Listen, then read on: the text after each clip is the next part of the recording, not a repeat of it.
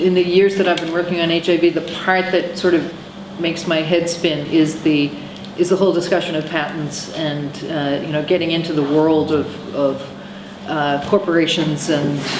how they operate and protect their intellectual property. Is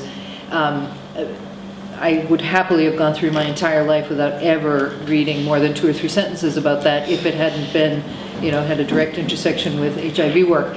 The thing that I try to focus on when I am stuck in a room for 3 days or something and the focus is on access to medicines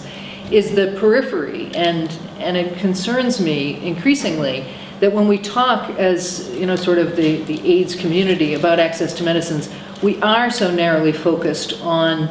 the 2 problems that have been kind of identified and agreed tacitly by all of us as the major barriers. And so one, if you ask people why don't all the world's why doesn't everyone in the world who requires HIV medications have access to it? Why is that the case? There would be basically 2 responses. One is, the whole problems with the pharmaceutical industry and making them affordable and all those corporate problems. And then the other is actual physical access, and people trot out these statistics about how many people who are positive don't know their serostatus and the lack of testing and awareness and so forth. And I just think it's problematic that the statistic that Stephen just gave you, which is that roughly 30% of women who are pregnant and either know they're HIV positive or learn that they're HIV positive when they go to an antenatal clinic are then not offered the drugs that are available for their own health, is indicative of another area that those of us who are concerned about access to medicines have to focus on, and that is what's happening within the system itself when everything should be working well. When the Clinton Foundation or someone has gone into a country and has made drugs available, when Lighthouse and others have been working for years in a particular community and there's quite a high level of awareness, when the drugs are available, when access is not a problem, and women, obviously, people know their diagnosis, and they have taken that step, and there's none of the,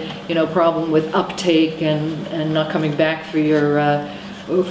results and that sort of thing. When all that stuff is working, how is it possible that 70% of people who understand that they need to get tested, who go and take the test, who are willingly putting themselves through a process to prevent transmission to someone else, the fetus, how is it possible that their access to medicine is blocked purely by lack of interest, indifference? Just somewhere along the way, the well-meaning and the people who are supposed to be part of the solution have become part of the problem. So access to medicines it's got all this, it's got these 2 barriers that either there's the ignorance of the population in need, or there's the stubbornness of the corporate population that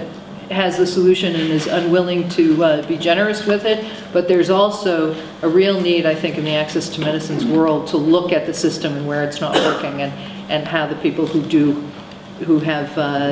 benefited from everything being put in place, and technically on paper it should be working, it's just not working. And I think if we look at this from a gender perspective, we can see those are generally the areas where the most egregious flaws in a system that should be working are evident, and that certainly the prevention of vertical transmission and how it's not working for so many women speaks directly to access to medicines in that way.